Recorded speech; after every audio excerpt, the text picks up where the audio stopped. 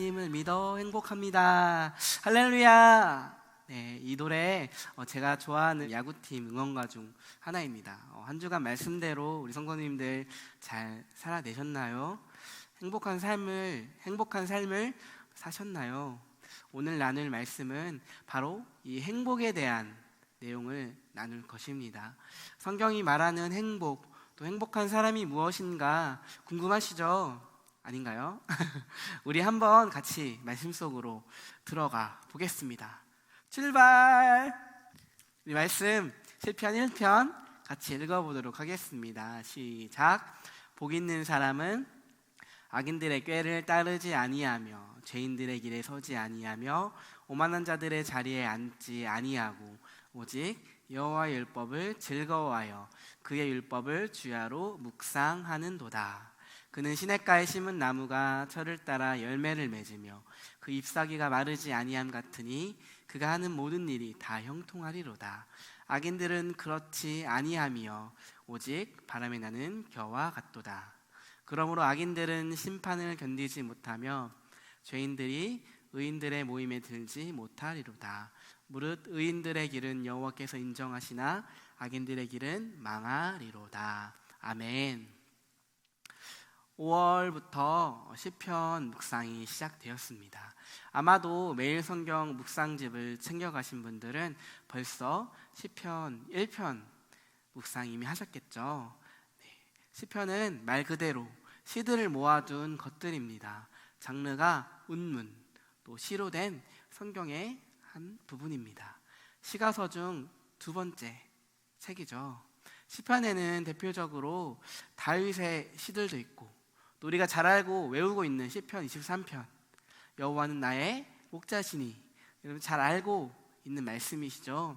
오늘 읽은 말씀도 아마 많은 분들에게 익숙하고 또 심지어는 암송하고 있는 시편일 것입니다. 이 시편 1편은 시편 전체에 서론에 해당하는 것으로도 우리가 생각해 볼 수 있습니다. 시편의 각 시들은 대부분 표제라고 불리는 제목과 같은 것들을 갖고 있습니다. 각 시편 1절 바로 위에 보면은 파란색으로 된 이런 제목들이 있습니다. 바로 이것이 표제입니다. 지금 영상을 잠시 멈추고 성경책에서 시편 아무 곳이나 펴서 확인해 봐주세요. 그럼 아마도 대부분 이런 표제들이 나오고 있을 것입니다. 표제가 없는 시편들도 있긴 하지만 대부분 이 표제들이 존재하고 있습니다. 그런데 시편 1편과 2편에는 그 표제가 붙어있지 않고 있습니다. 대부분 성경 각 권의 첫 부분은 그 책의 서론적인 부분을 다룹니다. 창세기, 또 바울서신, 또 사복음서 등 대부분 성경의 첫 부분에 있는 내용들은 독자에 대한 내용들, 또 앞으로 전개할 내용에 대한 서론적인 내용들을 이야기합니다. 그렇다면 아마도 시편 1편과 2편은 시편 150편의 전체적인 그런 서론의 역할을 하고 있다고 우리가 생각해 볼 수 있을 것입니다. 이런 생각에 걸맞게 시편 1, 2편에는 시편 전체를 아우르고 있는 전체적인 주제를 이야기하고 있습니다. 바로 복과 율법 또는 말씀을 이야기하고 있습니다. 시편에는 이 율법과 복 그리고 하나님의 왕권에 대한 내용들을 계속해서 시로 운문으로 표현을 하고 있습니다. 그리고 오늘 시편 1편의 시작은 복을 이야기하고 있죠. 또 2편의 끝도 복에 대해서 복으로 마무리를 하고 있습니다. 시편은 한 사람이 1편에서 150편까지 다 쓴 것이 아니라 누군가가 써놓은 글을 편집하고 엮어서 하나의 시편 책으로 만들어 놓은 것입니다. 그렇기 때문에 그 편집한 사람이 의도적으로 배열을 한 것이라고 우리가 생각해 볼 수 있을 것입니다. 시편은 복과 말씀을 이야기하고 있습니다. 그리고 성경을 보시면은 시편은 5부분으로 나뉘어져 있습니다. 유대인들에게 있어서 중요한 성경의 책을 뽑는다면 아마도 모세오경, 토라일 것입니다. 시편을 편집한 사람은 이 모세오경을 염두에 두고 시편을 편집했다고 또 학자들은 그렇게 이야기합니다. 창세기부터 신명기까지 성경에 처음에 나타난 그 내용들과 주제들이 시편 전체적으로 이렇게 고스란히 담겨져 있습니다. 그리고 오늘 읽은 말씀에서는 직접적으로 토라라는 단어가 나오기도 합니다. 한글 성경에서는 율법이라고 나오고 있지만 원어 성경을 보면은 그 율법에 대한 부분이 토라라는 해당 단어로 이렇게 표현을 하고 있습니다. 아까 이야기했듯이 시편 1편은 시편으로 들어가는 입구이며 서론적인 부분인데 또 토라를 이야기하고 있습니다. 이것만 봐도 모세오경과 상당히 관련이 깊다는 것을 우리가 알 수 있을 것입니다. 시편은 운문, 시입니다. 그렇기에 문자 그대로 읽으면은 때로는 이해하기가 어려울 수도 있습니다. 소설이나 에세이와 같은 산문과 같은 다른 표현 방법으로 이야기를 하고 있기 때문에 다른 굉장히 함축적이고 비유적인 것을 우리가 찾아내야 될 것입니다. 때로는 탄식하고 저주하는 내용들도 나오고 있습니다. 그것을 보면서 똑같이 저주하라는 것이 아닌 것입니다. 시인의 마음을 표현하는 그런 문학적인 요소이기에 또 우리가 쉽지 않게 여겨질 수 있는 부분들이 아마 시편에 많이 나올 것입니다. 시편 1편은 복 있는 사람으로 시작을 하고 있습니다. 원어 성경에서는 이 복을 아쉬레이라고 이야기하고 있습니다. 이 단어는 복을 뜻하는 단어입니다. 근데 우리가 복 받으세요 라고 말할 때와는 조금 다른 느낌의 단어입니다. 우리가 얘기하는 흔히 말하는 복보다는 행복에 조금 더 가까운 단어입니다. 이 복은 소유에 대한 개념보다는 상태에 대한 개념을 의미합니다. 행복한 상태를 말하고 있는 것입니다. 이 단어의 뜻은 뭐뭐하는 사람은 행복한 사람이다 라는 뜻입니다. 오늘 읽은 1절의 말씀은 악인의 꾀를 따르지 않고 죄인의 길에 서지 않고 오만한 자들의 자리에 앉지 않는 사람이 행복한 사람이다라고 말하고 있는 것입니다. 그리고 이어서 2절에서는 오직 여호와의 율법을 즐거워하고 그 여호와의 율법을 주야로 묵상한다고 말합니다. 우리는 행복을 자꾸 다른 것에서 찾으려고 합니다. 어떤 것을 가지면은 행복해지는 것 같고 돈을 많이 벌면 행복해지는 것 같다고 생각을 합니다. 하지만 그 행복은 오래 가지 않지요. 일례로 대부분 사람들은 2, 3년에 한 번씩 바꾸는 것이 있습니다. 2, 3년에 한 번씩 찾아오는 행복이 있습니다. 바로 스마트폰이죠. 더 좋은 핸드폰이 나오면은 바꾸고 싶어 하고, 심지어 CF에서는 더 좋은 스마트폰으로 바꾸면 행복해지고 삶이 윤택해진다고까지 말하기도 합니다. 맞습니다. 어떤 면에서는 삶이 윤택해지고 행복을 느낄 수 있습니다. 하지만 얼마 가지 않아 그 행복은 사라지곤 하죠. 처음엔 아기 키우듯이 핸드폰을 애지중지하다가 시간이 지나면은 조금 소홀해지는 그런 모습을 보입니다. 심지어 핸드폰을 던지기까지 합니다. 처음에 느꼈던 그 행복은 온데간데 없고, 또 시간이 지나면은 느려진 핸드폰을 보면서 또 다른 핸드폰으로 바꾸고자 하는 갈망이 생기고, 또 더 좋은 행복, 더 좋은 스펙을 갖고 있는 핸드폰을 찾아 나아갑니다. 아마도 대부분 사람들은 이 내용에 공감하실 것입니다. 우리가 느끼는 대부분의 행복은 유한하고 제한적인 것들입니다. 그리고 우리가 바로 그런 것들로 행복을 찾으려고 합니다. 하지만 성경은 그 행복을 세상적인 것이 아니라 바로 하나님의 말씀에서 찾으라고 말하고 있습니다. 시인은 하나님의 말씀을 따라 살아가는 것을 악인들의 꾀, 죄인들의 길, 오만한 자들의 자리로 표현을 하고 있는 것입니다. 시인은 세 부분으로 점진적인 내용으로 이 부분을 전개하고 있습니다. 먼저 복 있는 사람은 악인들의 꾀를 따르지 않는다라고 말하고 있습니다. 복 있는 사람들은 하나님의 말씀을 따르는 자들이라는 것입니다. 악한 자들의 충고, 조언을 따르지 않는 자들이라는 것입니다. 바꿔 말하면은 하나님의 말씀, 하나님의 음성을 따라 살아가는 자, 그 자가 복된 행복한 사람이라고 시인은 말하고 있습니다. 그리고 이어서 복 있는 사람이 죄인들의 자리에 서지 않는다라고 말합니다.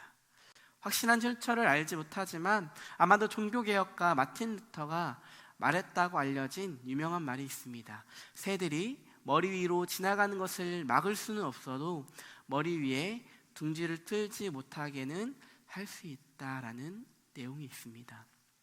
죄가 우리 마음과 생각을 스쳐가는 것은 우리가 막을 수 없습니다. 세상에는 수많은 유혹들이 있기 때문에 아무리 뛰어난 성자라고 해도 죄의 유혹이 없는 자는 이 세상에 단 한 사람도 없습니다. 성경이 이것에 대해서 확실하게 이야기하고 있습니다. 의인은 없나니 하나도 없으며, 모든 인간이 죄인이기에 죄의 유혹, 죄의 생각이 지나가는 것은 살다 보면은 자연스럽게 발생하는 그런 것들입니다. 하지만 그 죄의 길에 서 있고 머물러 있는 것은 바로 우리의 의지와 관련된 부분입니다. 인간은 누구나 매 순간 죄의 길과 하나님의 길을 두고 선택하는 삶을 살아가죠. 우리는 매 순간 하나님의 길, 말씀의 길을 선택하며 나아가야 하는 것입니다. 우리의 인생은 인생길이라고 표현을 하기도 합니다. 모든 사람은 어떠한 길이든 그 위를 걸어가는 자들입니다. 복 있는 사람은 바로 이 죄인의 길에 서 있는 사람이 아니라 하나님의 말씀을 따라 살아가는, 걸어가는, 또 그 위에 서 있는 자인 것이죠.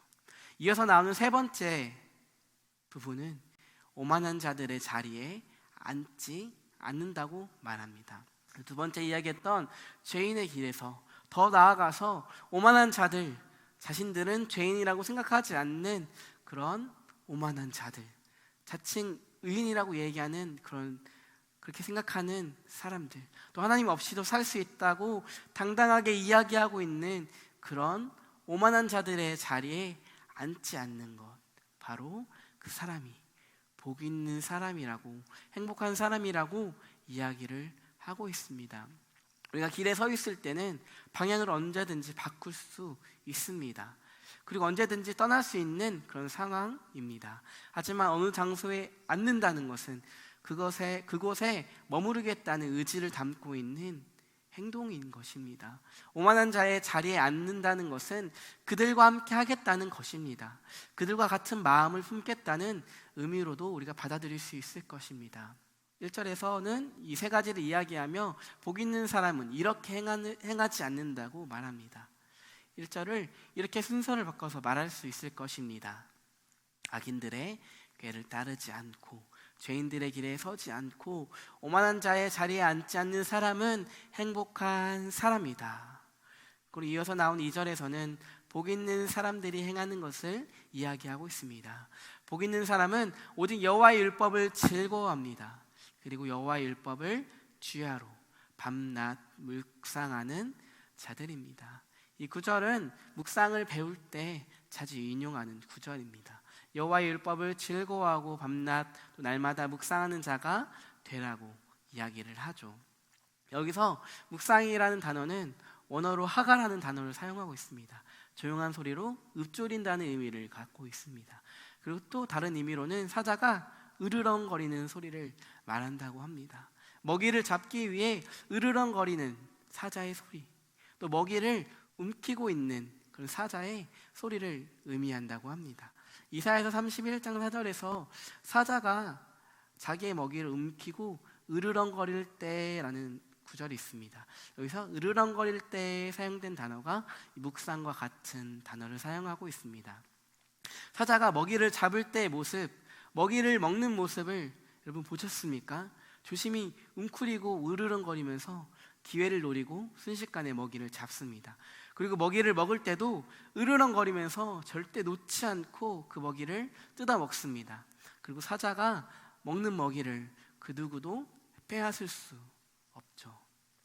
이 묵상이라는 단어는 그냥 단순히 조용히 중얼중얼 거리는 것이 아닙니다. 우리가 사극을 보면은 선비들이나 유생들이, 그리고 그 사극에 나오는 여러 학생들이 중얼거리면서 책을 읽고 외우는 것을 아마 보셨을 것입니다. 하나님 말씀을 묵상한다는 것은 단순히 그렇게 중얼중얼 내가 들리는 그런 소리로 중얼거리면서 생각하는 그런 것만을 의미하지 않습니다. 이사야서에서 쓰인 것처럼 사자가 먹이를 웅크리고 으르렁거리는 것처럼 하나님 말씀을 붙들고 있는 것입니다. 끝까지 포기하지 않고 그것을 움키고 으르렁거리면서 그것을 계속해서 중얼중얼거리며 생각하고 그 말씀 내 것으로 취하는 것입니다. 끝까지 그것을 붙들고 놓지 않고 먹는 것을 의미하는 것입니다. 행복한 사람은 이렇게 먹이를 붙들고 놓지 않고 뜯어먹는 사자처럼 하나님의 말씀을 붙들고 빼앗기지 않는 그런 먹는 자입니다. 그것을 즐거워하고 기뻐하는 자들입니다. 바로 인간의 행복은 여기에 있습니다. 특별히 영적으로 살아난 자들인 그리스도인들에게 행복은 바로 하나님의 말씀을 묵상하는 것에 있습니다. 하나님의 말씀을 따라 살아가는 것에 있습니다. 우리가 하나님의 말씀을 묵상하고 그 말씀대로 살아갈 때 우리는 그 누구도 빼앗을 수 없는 행복을 누리고 느끼게 될 것입니다. 시편 1편을 지은 시인은 바로 인간의 행복이 어디에서 오는지를 잘 알고 있던 자였습니다. 우리 행복을 다른 어떤 것에서 찾으려고 하지 마십시오. 하나님의 말씀, 그리고 하나님이 우리와 함께 한다는 것, 그리고 바로 우리가 잃어버리지도 않고 영원토록 즐거워하고 기뻐할 수 있는, 행복할 수 있는 것들입니다. 시인은 그것을 3, 4절에서 정확하게 표현하고 있습니다. 같이 한번 읽어보도록 하겠습니다. 그는 시냇가에 심은 나무가 철을 따라 열매를 맺으며 그 잎사귀가 마르지 아니함 같으니 그가 하는 모든 일이 다 형통하리로다. 악인들은 그렇지 아니하며 오직 바람에 나는 겨와 같도다. 하나님의 말씀을 따라 살아가는 자는 나무가 제때 열매를 맺고 잎사귀가 무성하게 되는 그런 풍성함을 누리게 되고, 또 그렇지 않는 자는 바람에 나는 겨와 같다고 말하고 있습니다. 하나님 말씀대로 살아가는 자에게는 풍성함이 주어지고, 또 죄를 따라 살아가는 자는 바람에 흩어지는 겨와 같이 열매도 풍성함도 없고 껍데기만 남는 결과가 주어진다는 것입니다. 하나님의 말씀을 따르는 것, 하나님의 말씀을 따라 살아가는 길에 서 있는 것, 그리고 그 말씀 앞에 거하는 자, 바로 그 자가 행복한 사람입니다. 우리는 다른 어떤 것으로 행복한 사람이 될 수가 없습니다. 물질도 건강도 그리고 세상 그 어떤 것들, 또 유한한 것들로 우리는 영원토록 행복해질 수가 없습니다. 바로 하나님의 말씀을 따라 살아가는 삶을 통해 우리는 행복해질 수 있습니다. 5월을 시작하는 첫 주일인 오늘 이 시간 하나님의 말씀만을 따라 살아가는 복된 삶을 살아가시기를 축복합니다. 세상의 방법과 세상의 것들 또는 죄악으로 향하는 것들을 따라 걸어가고 서고 머무는 삶이 아니라 오직 여호와의 율법을 즐거워하여 묵상하는 삶을 살아가시기를 축복합니다. 그리고 그 말씀대로 살아가는 것이 얼마나 복된 것인지 깨닫고 또 그 행복을 누리는 삶을 살아가시기를 축복합니다. 다 함께 기도하겠습니다. 하나님 감사합니다. 오늘도 주님이 허락하신 말씀을 들었습니다. 오늘 시간부터 하나님의 말씀을 따라 살아가기 원합니다. 말씀을 따라 살아가는 것이 얼마나 복된 것인지를 알게 하시고 그 말씀대로 살아가기를 원합니다. 우리가 악인들의 꾀를 따르지 않고 죄인들에게 서지도 않고 오만한 자들의 자리에 앉지 않도록 우리의 마음과 생각을 붙들어 주시옵소서. 악인의 멸망을 알았고 의인들의 풍성함을 알게 해주심을 감사합니다. 의인의 삶을 살아갈 수 있도록 역사해 주시옵소서. 감사드리며 예수님의 이름으로 기도드립니다. 아멘. 사랑하는 성도님들, 5월이 시작되었습니다. 아직도 매일 성경을 가져가지 못하신 성도님들은 속히 교회 로비에 있는 매일 성경을 챙겨가 주시고 5월 한 달도 힘차게 그리고 묵묵히 함께 묵상하는 한 달이 되기를 소망합니다. 점차 코로나 바이러스로 인한 상황들이 좋아질 것 같습니다. 상황이 더 좋아지도록 우리 함께 기도하는 일에 힘써주시고 차츰차츰 교회 예배당에 오셔서 더욱 많은 분들이 함께 한 목소리로 찬양과 기도를 우리 하나님께 올려드리기를 소망합니다. 이번 한 주도 건강하게 잘 보내시고 5월 5일 많은 인파들이 거리에 모일 텐데 마스크도 잘 쓰시고 또 손소독도 잘하시고 건강에 유의하시면서 이렇게 한 주간 보내시고 또 오늘 말씀대로 행복한 사람으로 또 한 주간 살아내시기를 소망합니다. 그럼 우리 다음 주에 또 만날게요. 안녕. 샬롬.